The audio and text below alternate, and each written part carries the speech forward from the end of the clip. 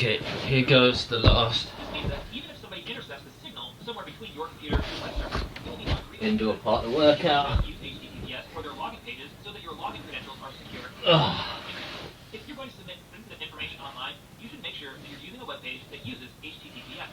Most browsers display the address bar differently for a web page that uses HTTP than it does for a web page that uses HTTPS. Here's what the difference looks like on Firefox. The page on top uses HTTP, and the page on bottom uses the more secure HTTPS.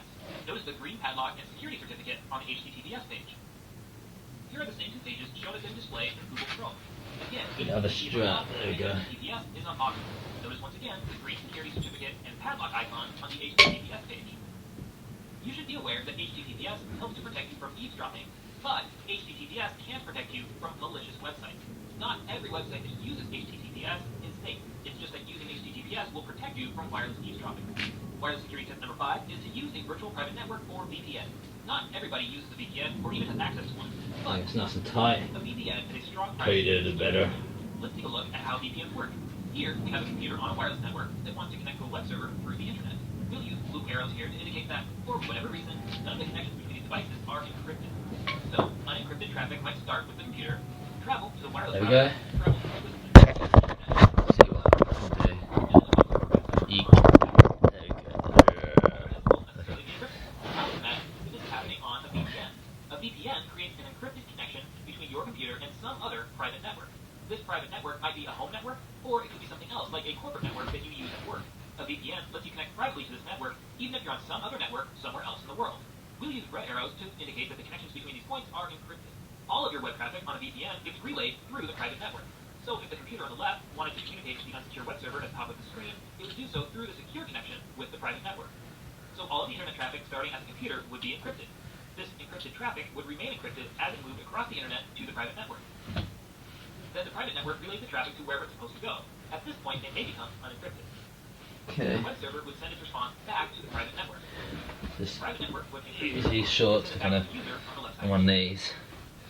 To use a VPN, you need special VPN software to create the encrypted connection between your wireless device and the trusted private network. Some people create VPNs using their own home networks. Others pay VPN services for access to large for-profit VPN networks.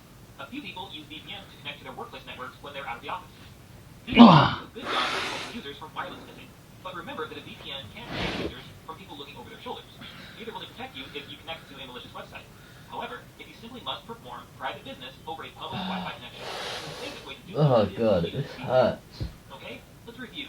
We've covered 5 tips for safer It's not a browsing nice over wireless exercise, Nordic networks. Hills. To refrain from using public networks for private business, to obscure your computer screen and keyboard so people can't watch what you're doing, to know whether your connection is secure, to use websites that use HTTPS, or a virtual private network or VPN. In the next video, we will discuss some security topics for wireless network administrators, especially those who administer a home wireless network. As long as you keep tension on the hamstrings. Introduction to cybersecurity literacy. That's going to cause growth. Administering wireless networks. You probably have your own wireless networks in your own home. The primary security networks is unauthorized access, sometimes called piggybacking.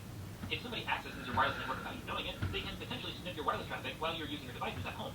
Perhaps even worse, they can use your internet to commit cybercrimes such as fraud or buying and selling drugs.